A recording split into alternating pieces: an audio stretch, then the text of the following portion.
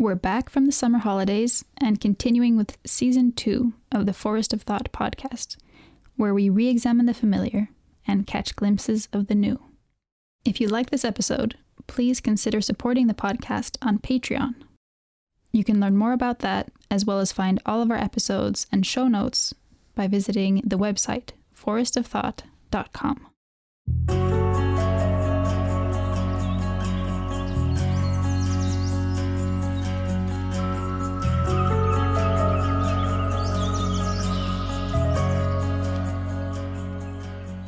Welcome to the Forest of Thought with me, Ingrid Reeser.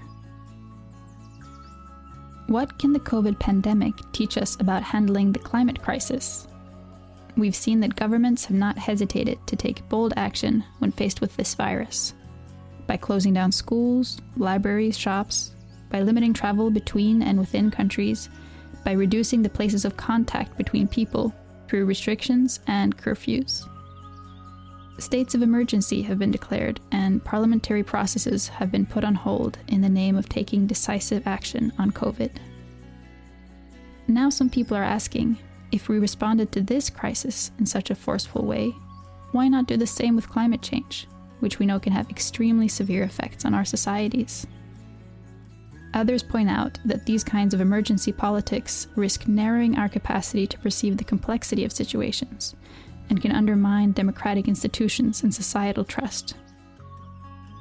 Joining me today to discuss these questions is Professor of Human Geography, Mike Hulme.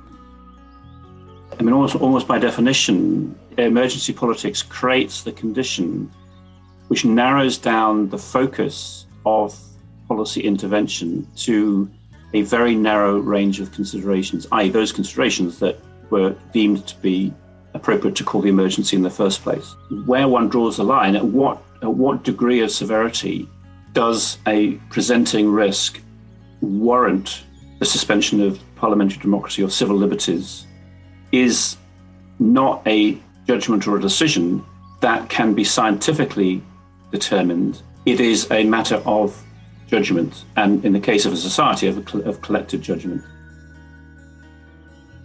Mike Hulme is Professor of Human Geography at the University of Cambridge and has spent 40 years researching climate change in all its political, cultural, ecological, and religious dimensions.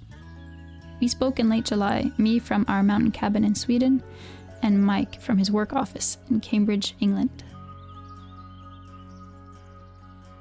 So you've spent sort of a big chunk of your academic career trying to understand the complexity of climate change, and you've been looking at it from all kinds of different perspectives. So, the cultural, the political, ethical, religious, historical, geographical. And so I was wondering if you could say something about that and maybe what it was about climate change that sort of interested you so much. Well, so I've devoted 40 years of my professional career to studying climate change, and I think the early motivation, right the way from being a student of geography, to hook me into climatology, as we would then have called it, was actually the numerical. It was none of these social, cultural, or political factors, really. It was a fascination with numbers and statistics, and somehow the way in which weather could be captured through numbers. That then led into, as a geographer, an appreciation of the interplay between the weather and human societies. And then that gradually led into questions that were arising in the 1980s and then into the 1990s about larger scale climatic change that was driven very much more by human influences on the system. And I deployed those interests and skills very much in the scientific paradigm for 15 or 20 years.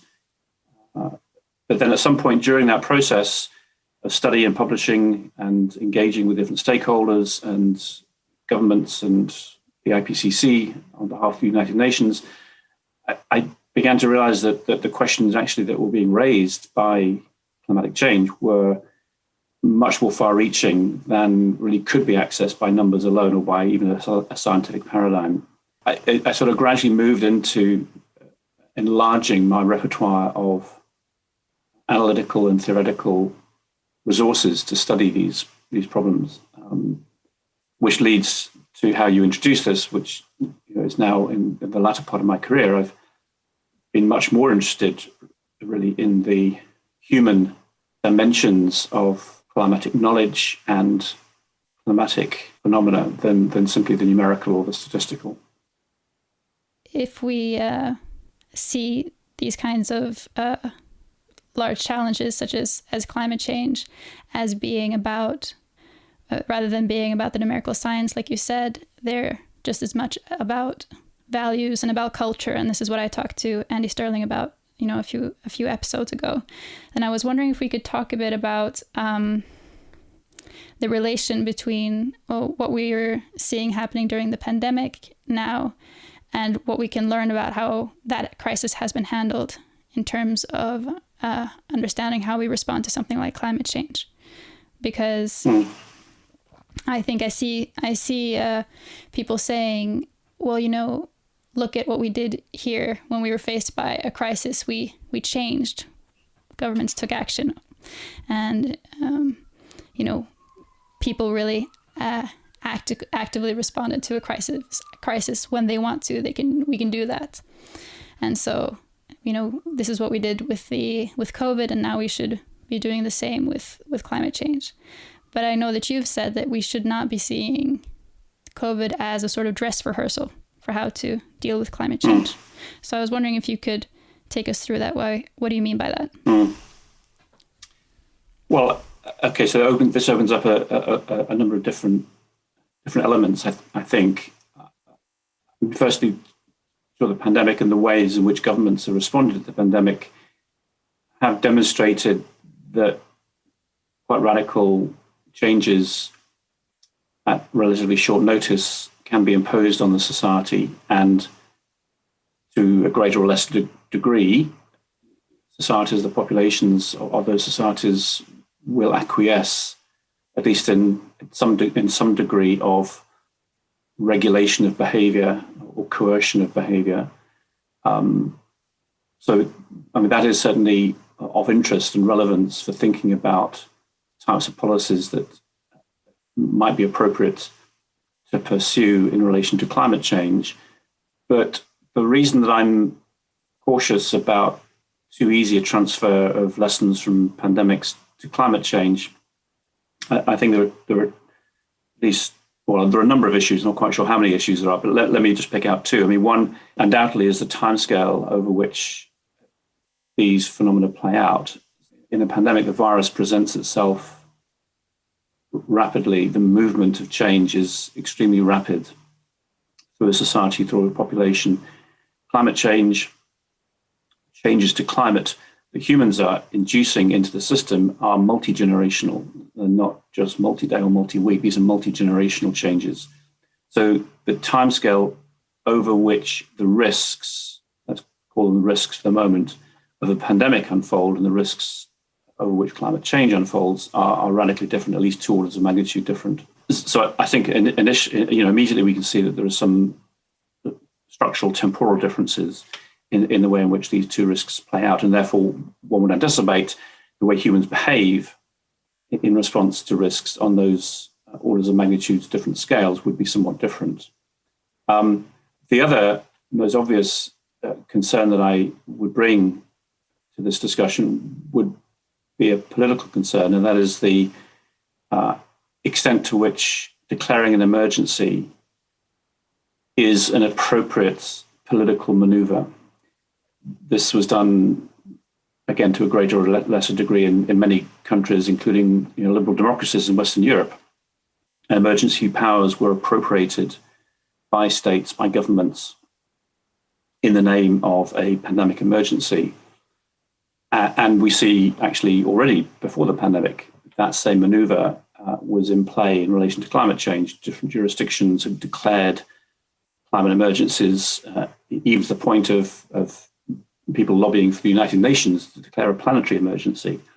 And here, I think, again, there are reasons for caution, at least if one reads the forms of democratic life that I would subscribe to and value, and which certainly traditional democratic theory or political theory in the European tradition would understand it, that emergencies are modes of governance which allow the executive to suspend the normal modes of deliberation and decision making. And they are exceptional powers that an emergency lends to the government. And that condition should not be entered into lightly. And even less so in the case of climate change, for the reason that I started off with, the first reason, which is about the temporal unfolding of this. So one can, as we see, an emergency one is declared with a pandemic. It lasts for 6 months, 12 months, 18 months. It will not last for 10 years, even less 50. With climate change, once you've declared an emergency, because of the unfolding of the risks of climate change and the ability to, as it were, de-risk the climate system, that is a multi-generational declaration of emergency. So in effect, by declaring a climate emergency, we have declared an indefinite future of emergency life. And if states or governments or other jurisdictions decide to continue to appropriate powers, emergency powers, in the name of climate change, then they can do so indefinitely. And that, to me, is a worrying move, and is not one that I would support or endorse. So I think there are reasons to be cautious about just simply saying, oh, well, the way we respond to a pandemic shows that we can use exactly the same structural set of policies to regulate or to coerce human behavior in ways that will bring climate change under human control. I just don't see that as an equivalent line of argument at all. It's interesting because, I guess when people call for sort of states of emergencies to be introduced, it's because there's an idea that democracy is somehow not fit for the purpose, for the situation that we find ourselves in. And so I have a couple of different thoughts regarding that, both regarding COVID and also regarding the climate. But I think it's interesting because who is it that decides whether there is time for democracy to speak? Who is it decides whether democracy is fit for purpose when it comes to responding to this crisis? And I guess that will be a bit different as well for those two things, those two crises. Yes, and it will depend. The answer to that question, of course, will also depend on the political tradition that one finds oneself in, the cultural norms and values that a particular polity adopt or adhere to. So, to take an obvious example, states that are more used to centralized powers and no deliberation in public policy would be more likely to acquiesce with the imposition of new legislation or regulation at relatively short timescales without deliberation. Whereas traditions or societies or cultures that have built up the tradition, the civic tradition of public argumentation and parliamentary discussion and adjudication on new laws, new regulations, would presumably, one would have thought, react rather differently to a more totalitarian or authoritarian regime. So I'm not suggesting there is a universal answer to this question, but I don't think it's a question that can be simply bypassed or trumped by a group of scientists, whether self-declared scientists or state-appointed scientists, saying, we have the powers, we have the epistemic authority to declare an emergency or to close down deliberation. In my mind, that group of individuals are the least authorized individuals. If one reads political theory, democratic tradition in a particular way. And I suppose one thing that has surprised me, certainly in the UK, which is my country, is seemingly how much authority scientists have either appropriated to themselves or been granted by political authorities in a nation I would like to have thought of myself living in as one that recognizes the successes of 200 years of struggle, political struggle, to wrest executive power away from self-declared authorities, initially monarchs, latterly the church or the aristocracy, and actually hand over that power to a people-elected assembly, a parliament. And it's been astonishing to me, really, to see how marginalized Parliament has been over the last 18 months in the way in which state power has exercised itself. And the nation, the populace, have been subject to regulations and laws that have not been scrutinized by that democratic institution. So there's been sort of a suspension of the normal parliamentary proceedings in the UK, is what you're saying? That they're... Absolutely, yeah. A withering away, a dilution, a sidestepping, a marginalization. As one of our eminent Supreme Court judges remarked, Lord Sumption, this is government by decree. And to me, it's very worrying that we should so easily find ourselves living in a state where governments can rule by decree. And I would, coming back to your earlier question about the comparison then between managing a pandemic and managing climate change, if we do see a parallel here in terms of how these things are being governed, the equivalent we are actually then saying, if you declare it a climate emergency, is that we are indefinitely handing over these powers to the state without parliamentary scrutiny for them to rule by decree. They will decide, whether informed by a scientist or an expert or by other senior politicians, without scrutiny, what is in the best interests of the people. And that certainly, I don't think you could describe that as democracy, whatever else you want to describe it as. It's not democracy, at least in the tradition that I would recognize in Western Europe. I'm inclined to agree, and I have some thoughts on that. But I still want to ask you. I think that what some people would say is that in the case of the pandemic, and also in the case perhaps of climate change, they would say, at least in the case of the pandemic, would say, well, the public doesn't have the information needed, or there's not time for parliamentary process, and so we just have to now with regards to the pandemic for a short amount of time, and with regards to climate change within these relevant areas, sort of hand over the decision-making power to the people who know about these things.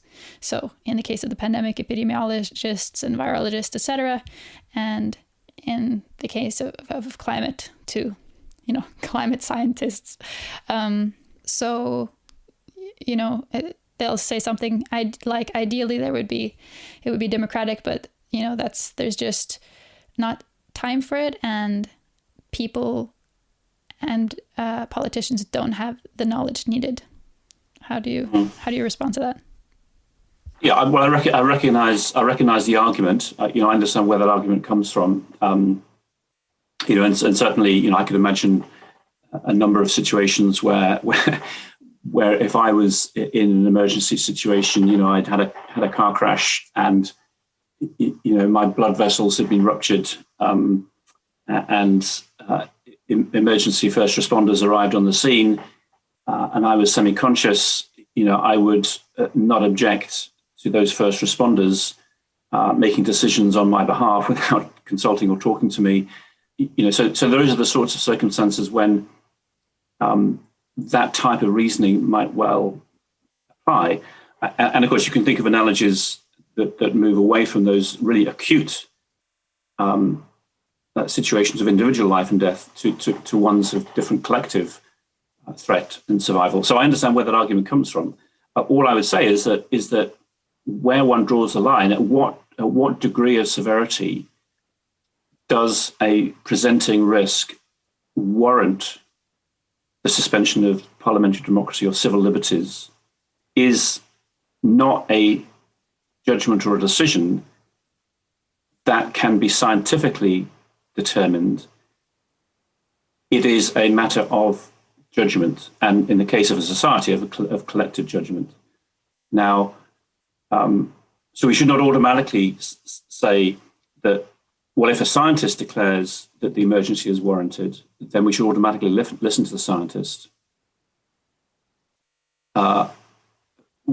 What there needs to be is either some prior understanding about where that line is drawn, or maybe in the case of unprecedented risks where there has been no case law, as it were, then there does need to be, I would still argue, space and opportunity to be explicit about what's at stake in making that decision. And again, I feel with the pandemic that opportunity was missed. Many of the judgments and decisions about how one reacts to coronavirus and the degrees of severity of public health intervention are not simply the result of a calculation. They're actually the results of a trade-off between different values. And trade-offs between values are not things that can be analytically determined by any number of experts. They are appropriately judgments that in a democracy should be deliberated either by the people or by the representatives of the people. And so even then, I would still want to maintain an argument, certainly with climate change, where the decision-making time scale is most clearly, in my view, not acute. And even in the case of a pandemic, there would still, in my view, have been space within a matter of days and weeks to have actually had a more open and explicit public discussion about what values we are prioritizing by imposing different types of policy measures. But I recognize that is a discussion. It's, neither one side can play a trump card, I don't think, on that question. Could you say something about what you feel were the sort of implicit value-based decisions that were made without really being deliberated on with regards to the pandemic? Well, the most obvious one, in my mind, was the distribution of suffering. It was pretty clear fairly quickly that a pandemic of this nature was going to cause suffering. It was not trivial. It was serious, and suffering was going to follow. But the question is, who bears that burden in a society? And on what principles do you decide who should bear the burden of the pandemic? Is it those who are most acutely at risk of death following infection, who should be given a greater weight in those ethical deliberations? Is it those who have least social economic capital to withstand the consequences either of morbidity or of livelihood destitution, who should carry a greater ethical weight in these deliberations? So these are some of the ethical dimensions. There are many others, but that discussion I don't feel ever took place. Questions about schooling as well, or the way in which elders should be treated.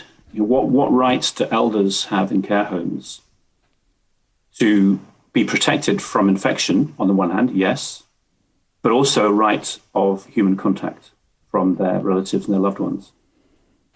There is a discussion to be had about how you weight those different rights.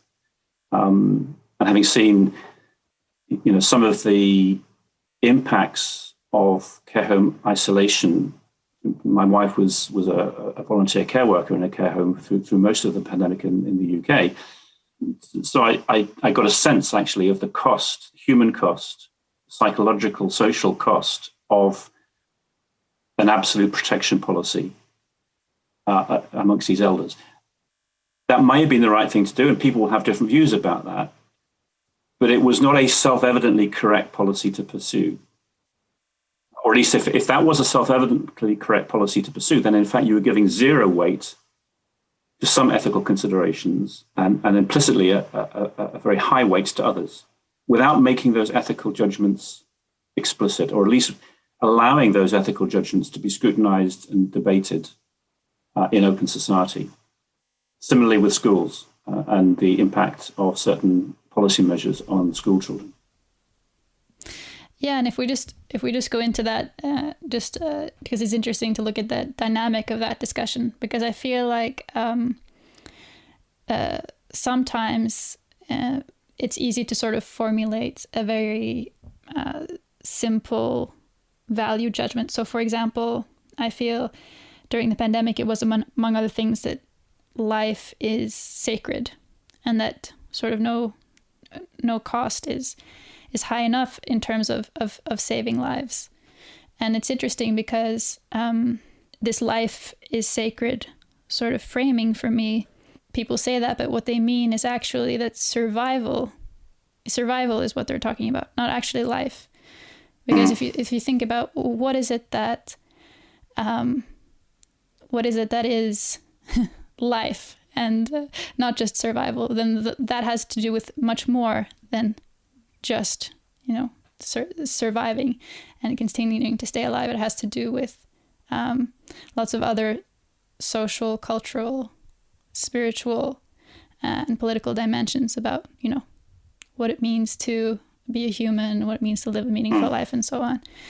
And another thing was this, we need to protect the most vulnerable. So, for example, in care homes and so on, which I totally agree with, but it's also sort of focusing on one group of vulnerable people, which is people who are vulnerable to die from COVID, rather than, so for example, an extremely vulnerable group during lockdowns is people suffering from domestic abuse, for example, or other people suffering from mental health problems and loneliness.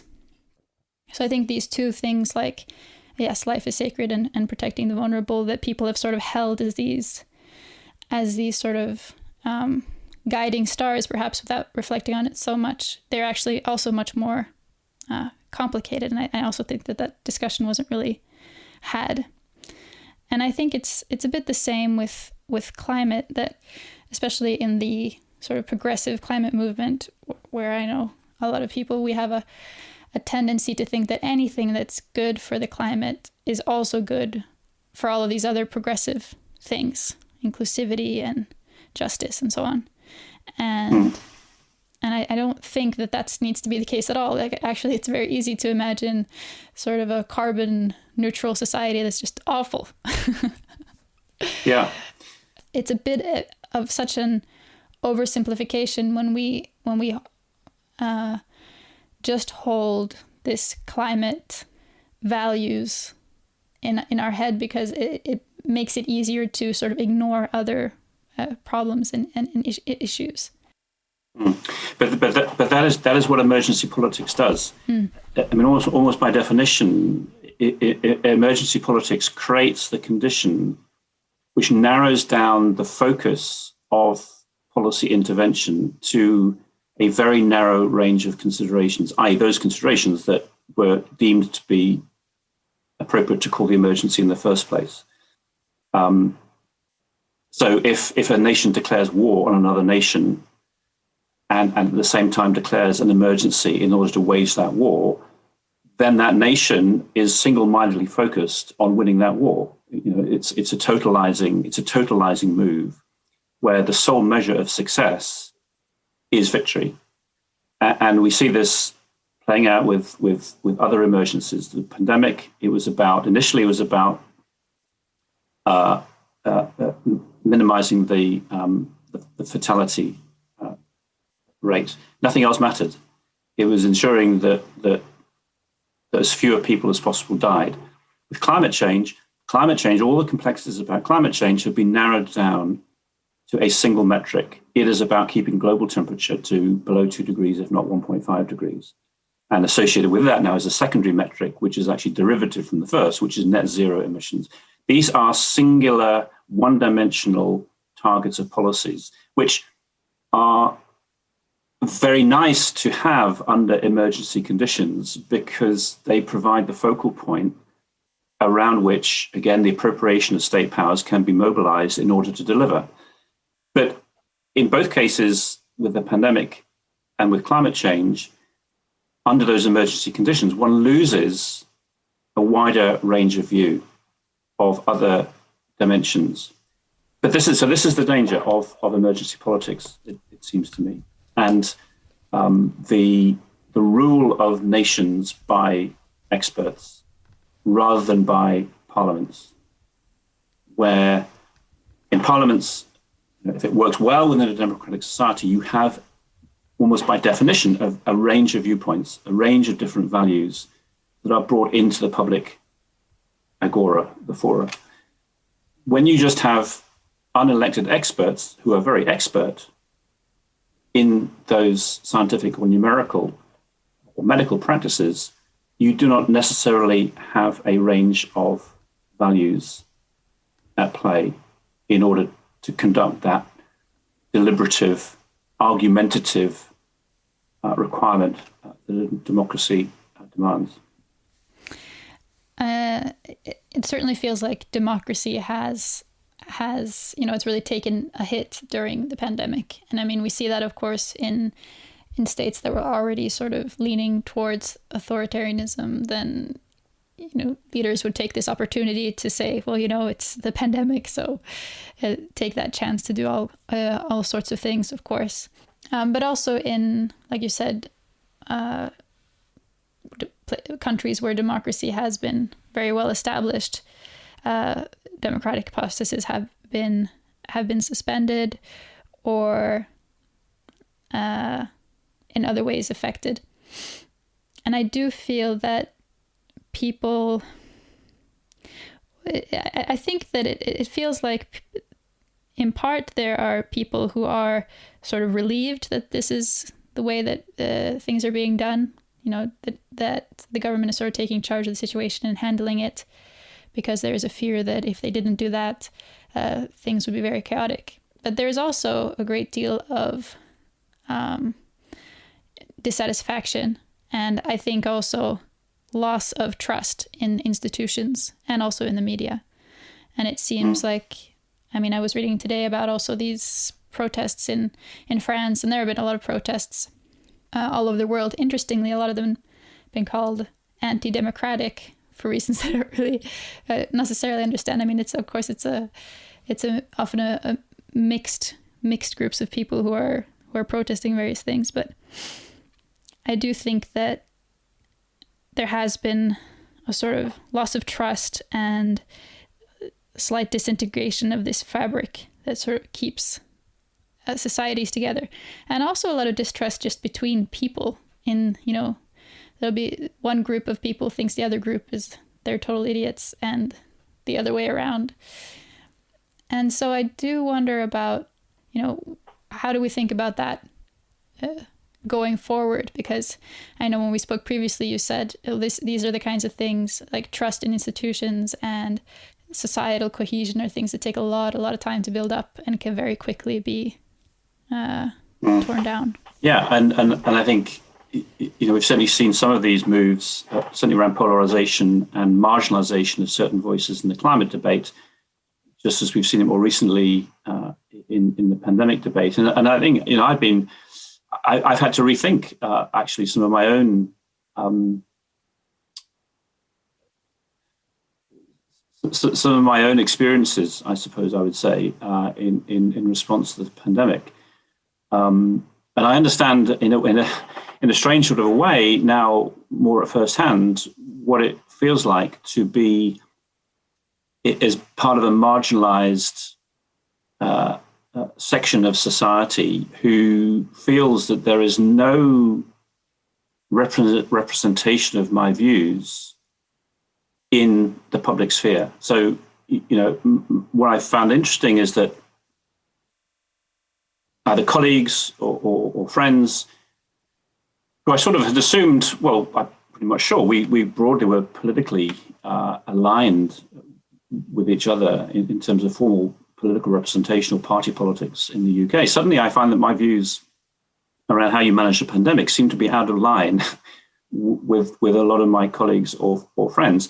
And actually my views seem to be so much out of line that actually I hear no one or very few people within my parliament or within the body of MPs who have some sort of public voice on this issue representing my particular viewpoint. Now, the issue here that I'm trying to draw attention to is not whether my view is a better one or a worse one than someone else's, but this is actually quite central to democratic theory.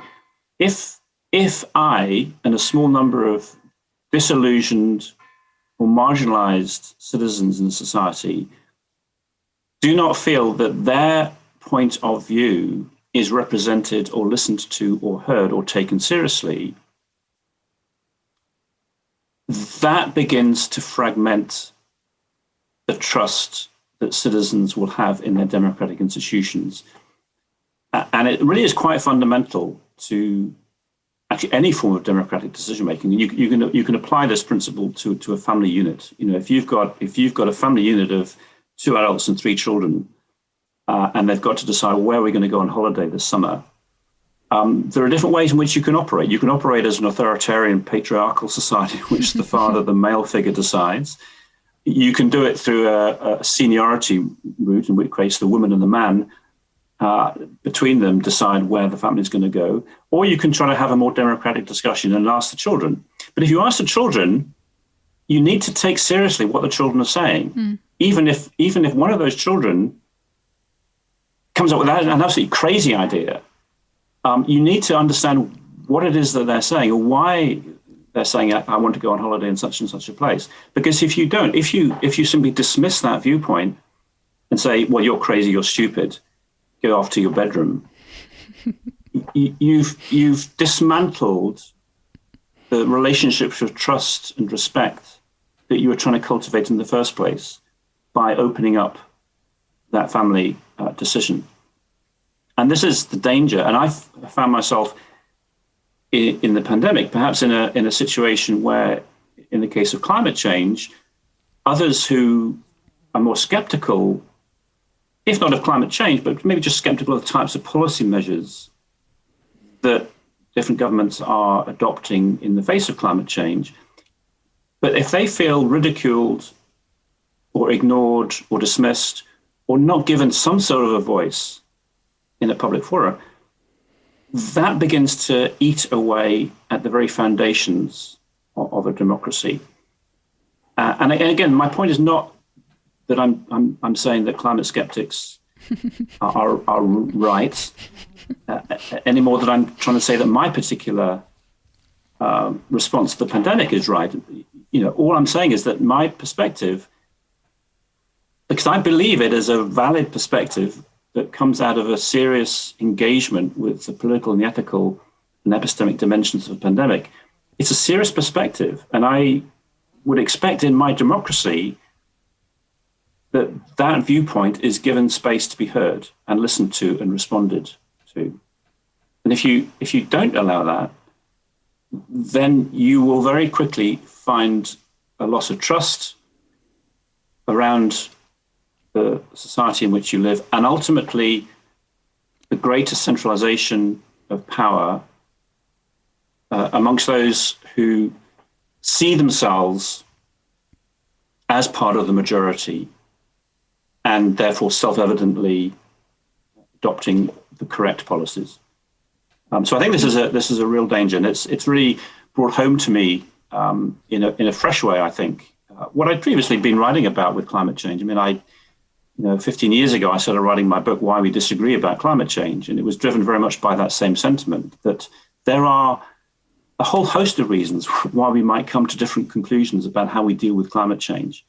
Some of them are better than others.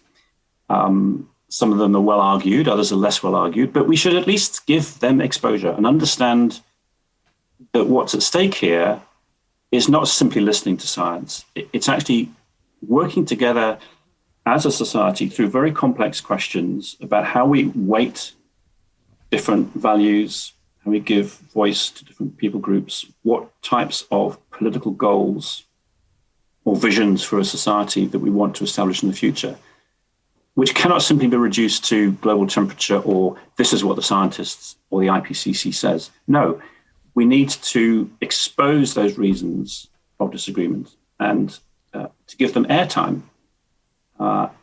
And then in the end, for sure, there has to be closure. And this is maybe back to your previous point about, people will say, well, in an emergency, we don't have time.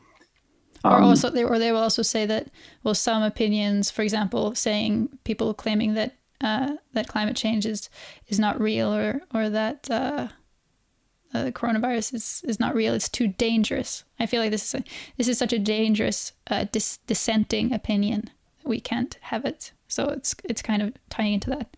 Again, I would say, I mean, there are many good reasons why people, for example, hesitate to take vaccines. There are some bad reasons, in my view, but there are some good reasons.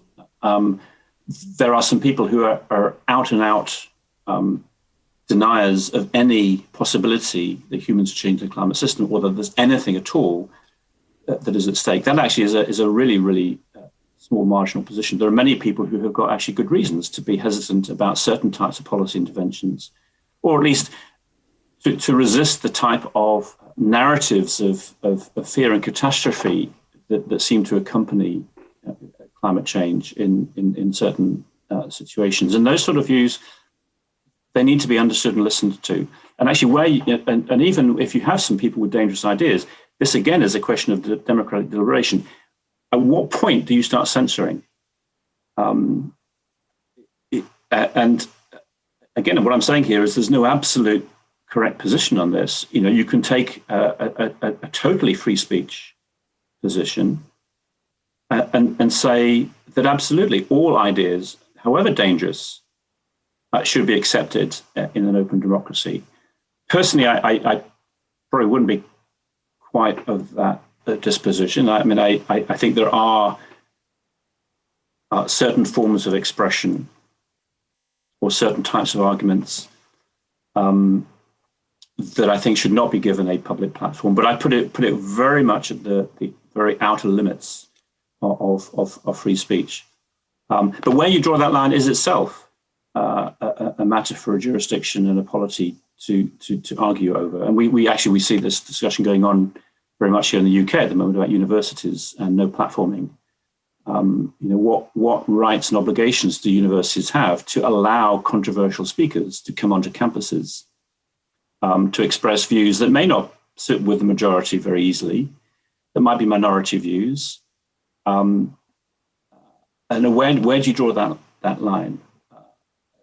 And again, my point is that in a democracy, I would always err on the side of being open and generous to dissenting views than to police a consensus position that says that only people, once you've ticked the right boxes or you've signed up to a particular dogma, only then will we allow you onto campus.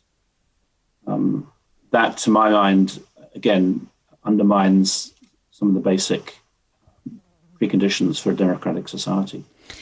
Yeah, I have to say that your experience of you feeling like you're keeping the same values and the same sort of understanding of politics, and then while everybody else then seems to think that you've become very extreme. I feel like I've also had, some of that in terms of that. I've also come from definitely far left of center. At least that was my identity for a long time, and I I've understood that as being sort of, well, one has a healthy skepticism with regards to the state, especially when the state is sort of acting together with big corporations. A healthy skepticism towards big corporations like pharmaceuticals, and a healthy skepticism of big corporations like big tech making claims about what is okay to say and not okay to say on social media, for example. And also just this idea that, I mean, I find that one of the things that has sort of saddened me the most is that if one is not sort of aligned with completely with the sort of official narrative or the government sort of narrative about what it means to be acting in solidarity and what it means to be acting in a caring way, then you're automatically sort of this egotistical and individualistic person. And so it's interesting that there's very few possible ways to work in a collective way, or to decide how you want to relate to the rest of society and to your community and so on. And I think that this surprised me a lot, because I felt like this healthy skepticism towards these streamlined approaches to these things, people sort of said, well, it's a crisis. I agree with all of that, but right now it's a crisis, so we can't have that right now. And my feeling is, well, if it's a crisis, then we have to have it. We need to be doing it an extra amount. So I just thought I'd share that I find that my values have stayed the same, but how I don't find, also, like you said, not finding that mirrored in the public discussion at all. So you'll have some people who are maybe libertarian, sort of very pro individual freedoms, which I think is, I mean, in a democracy, individual freedoms is good. And I guess I'm coming at it from the more of the anarchist sort of streaming, which is that we can decide, or we can have the opportunity to create responses in ways that are not only mediated by the state and not only decided by the state in collaboration with these big companies. And all of a sudden this is very... So anyway, I felt that nobody was actually representing my view, because my view is not that people should be able to do whatever they want, just no matter what, is rather that there can be space, like you said, for discussion about in what ways are we caring, in what ways are we solidaric, in what ways are we responding to this in our communities, and so on. So that was just my sort of long-winded reflection. Well, I think this is right. And the danger is, and again, the pandemic has brought this home to me, is that the danger is that we once you place a label on someone, you think that exhausts your understanding of them, or if they adopt a particular position on a certain policy matter, well, of course, everybody who adopts that position therefore carry the same label. So, yes, there are people who come at, a challenge to the conventional lockdown policy or zero COVID, for example, from a whole variety of different standpoints. Yes, there's the libertarians, there are the conspiracy theorists, but equally, and I think this is what you're gesturing to, there are people who come out of a left of center, maybe a more anarchist. In my view, I regard my position actually as defending what I would regard as, very conventional democratic socialist principles here. Yeah. That the way in which Britain has dealt with pandemic is the biggest transfer of wealth that there has ever been from the poor and the young to the rich and the old. Both explicitly, but also implicitly in terms of the legacy of this particular policy. Now, to me, that is a principle that comes out of 150 years of the labor movement, 250 years of liberal humanism in British political history.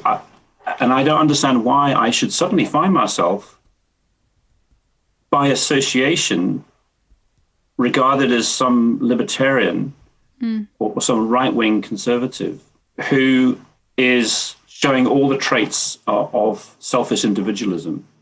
What I think I'm arguing for actually is a form of collective solidarity and egalitarianism that actually is defending the well-being of those who are young and poor and precarious. So, but the point is that we need to understand the reasons that people adopt their positions rather than simply thinking, well, we understand this person by attaching a label to them. And this is exactly the problem that we've seen with climate change. If you don't like someone's position on climate change, you call them a skeptic or a denier, and that's the matter done with. You can dismiss them from now on because they're on the wrong side, they're on the dark side, even though actually some of the reasons that they may bring forward for challenging certain types of policies may be entirely mainstream reasons, but just coming out of a different set of political values. So I think personally, I've learned a lot through this, but I also think it does illuminate many of the political dangers that lie ahead as we try to tackle climate change. If we think we can solve climate change simply by declaring an emergency and listening to the experts and marginalizing those whose views we disagree with, that is a very, very dangerous way of seeking to diffuse the risks and dangers of climate change. I'm wondering if you could say something about sort of the future and looking ahead, because I think that one of your pieces that you wrote was also about how we can't sort of just expect things to sort of return to quote unquote normal once this sort of worst phase of COVID is over. What do you mean there? What do you mean by that?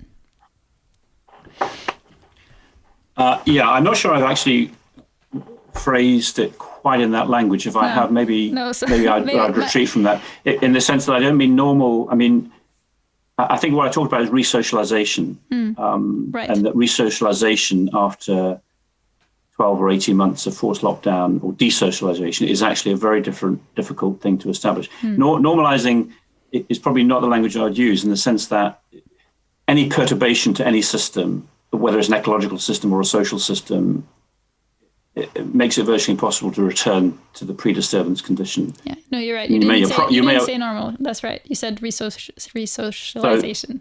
Yes. So yes, a pandemic is going to change society. You know, a hurricane in a local community will change that local community. The financial crisis of 2008 has changed the world, and we can't go back. In the sense there is never any going back. There is only going forward, and going forward means change. So, but my point is more about resocialization, and the different ways in which resocialization can occur.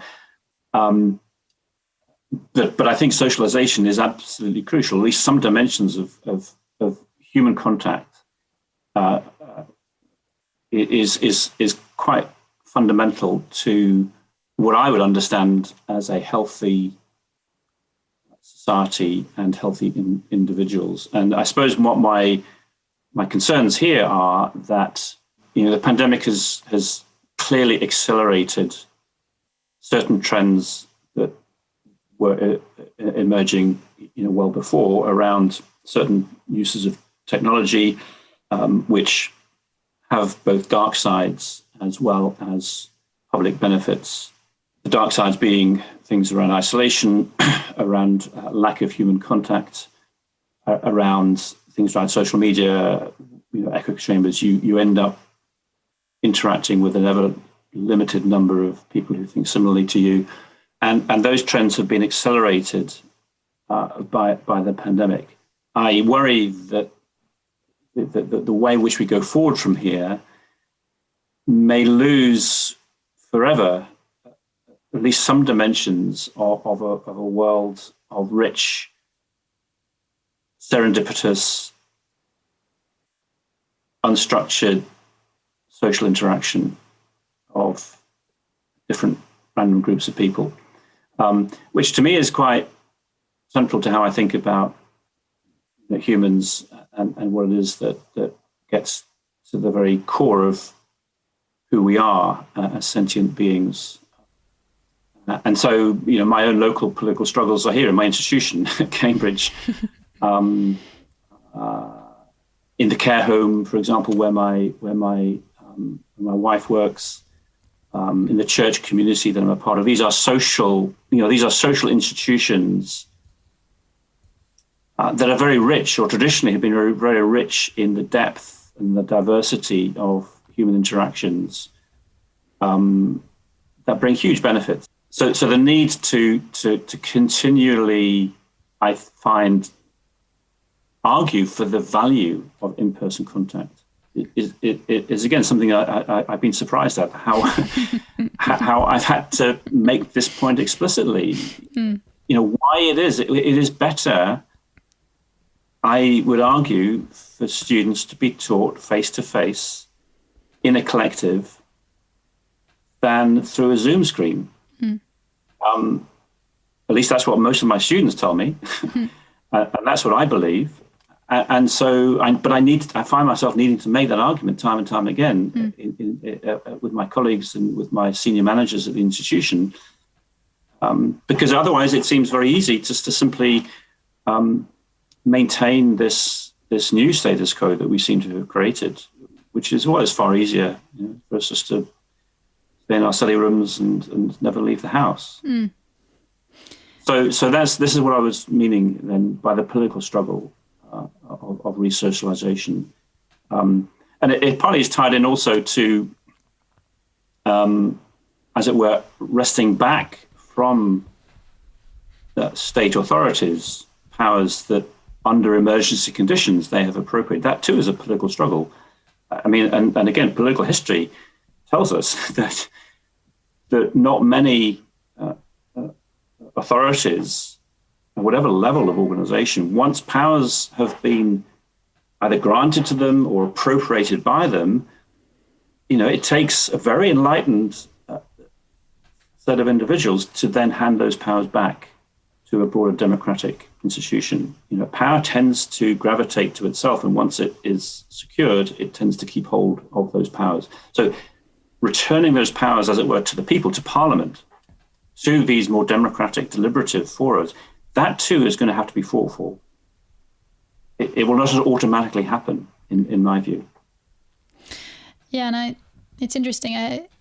It made me think a little bit about this thing about fear and what people are sort of afraid of. And so I think that also, for example, I was very worried about climate change for many years, and I still am, obviously, but I think that gradually the fear regarding what kinds of things will be done in the name of sort of fixing climate change is sort of growing in proportion and getting bigger and bigger. And also in terms of the pandemic, I find that one thing I worry about is that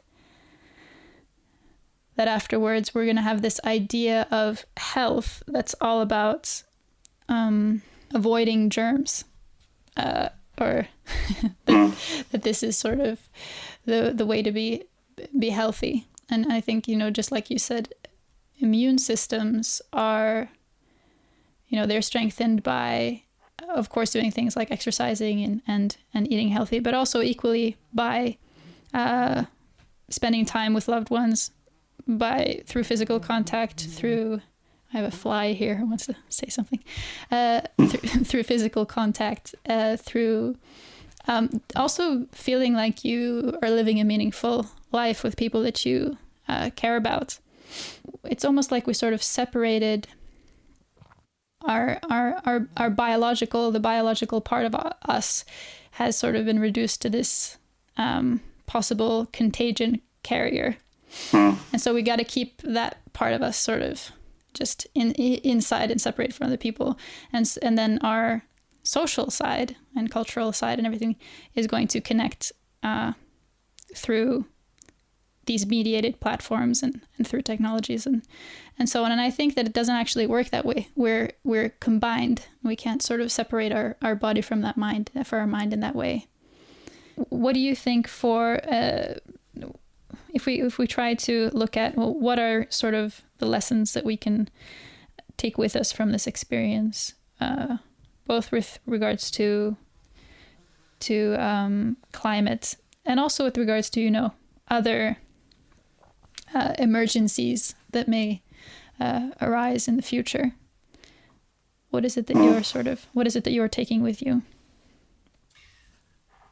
Well, I mean, certainly be wary of a very narrow definition of expertise. Be, I think, respectful of the forms of democratic deliberation and decision-making that society values. Don't reduce complex problems to single-dimension solutions or interventions, because actually the point about, the reason why these problems are complex, the reason why climate change is a wicked problem is that it is multidimensional. It doesn't lend itself to a single dimension solution. And we need to recognize the complexity of these types of phenomena. And I think the point of, I suppose linked with the point about democracy is give space for contrary views. Actually, perhaps paradoxically, they might appear paradoxical, but actually by giving space and respect to contrary and to minority views, you actually strengthen a democracy. The fear is that you actually weaken a democracy. But the argument, at least of one strand of democratic theory, is that actually is essential for nourishing democracies, because people then, if they feel that they've been listened to respectfully, even if they in the end lose the decision, as it were, they nevertheless will be much more willing to acquiesce in that decision. This is an argument that I picked up from an American philosopher, Nicholas Rescher, in his book Against Consensus, and he talks about the idea of acquiescence. Yes, of course, the decisions have to be made at some point, and no decision satisfies everybody.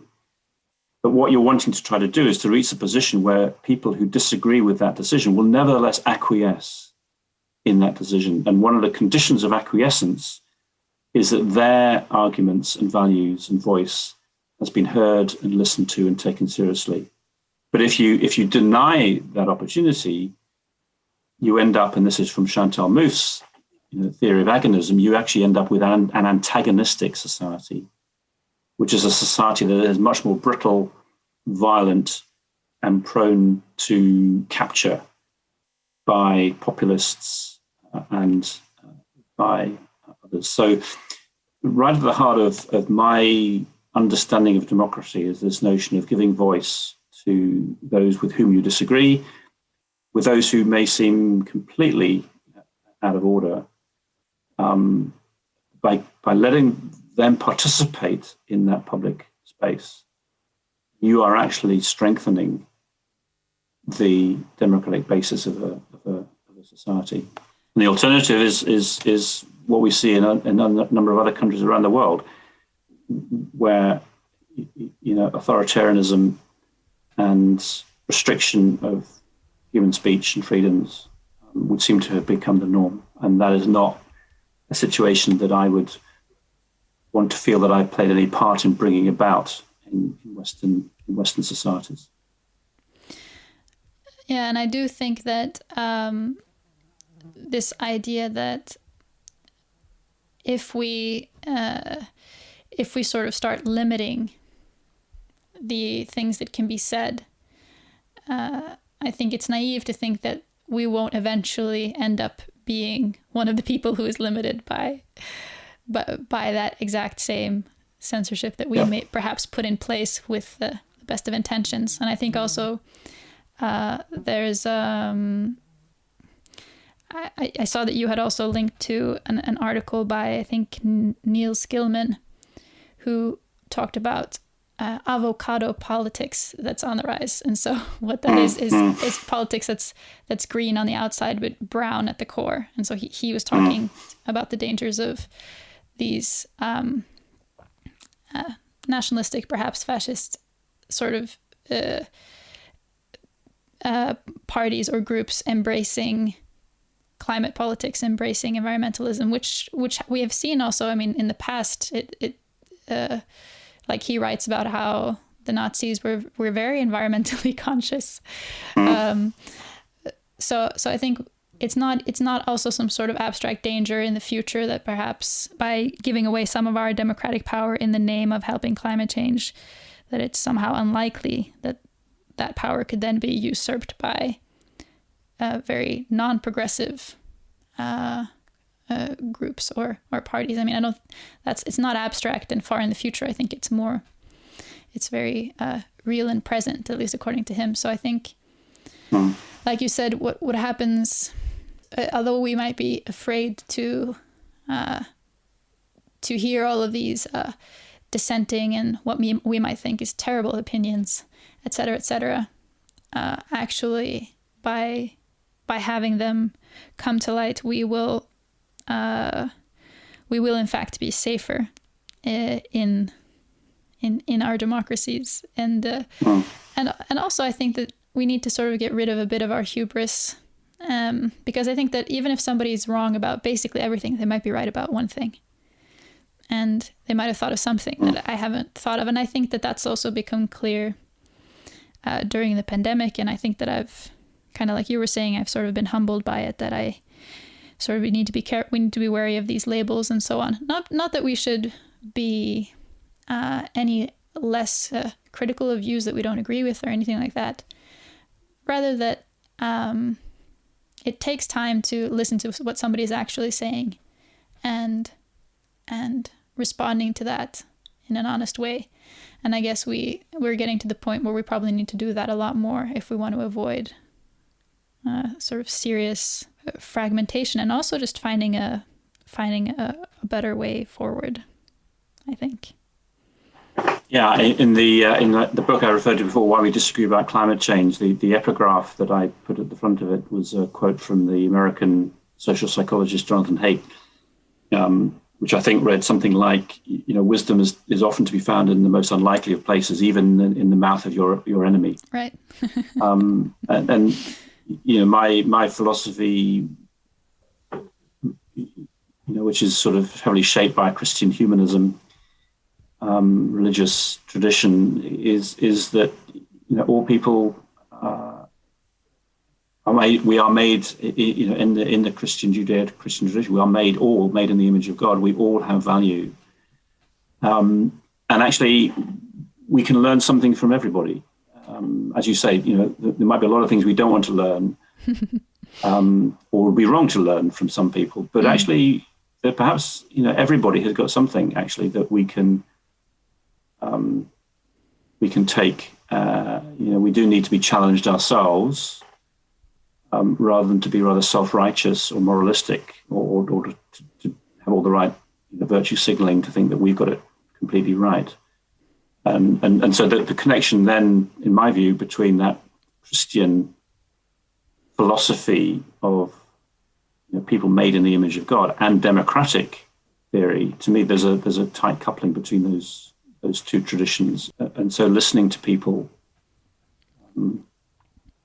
taking them seriously, respectfully, even whilst disagreeing with them, and of course disagreement is essential. We of course are not always going to agree. Of course not. But it's in disagreement, actually, often that we can learn. Maybe we learn that we really do hold the values and the beliefs that we hold, but equally we may well learn that there are some things that we've got wrong, or we might need to rethink. Yeah, and that's why doing that, listening deeply to others and relating to that, it's actually it's not about some sort of wishy-washy idea of finding middle ground or consensus or something like that. It's actually about becoming more who you are and becoming more secure in your values. And I think that might be why we rarely want to have those difficult discussions is that we are actually not so secure in what it is that we believe and what it is that we want for society and for ourselves.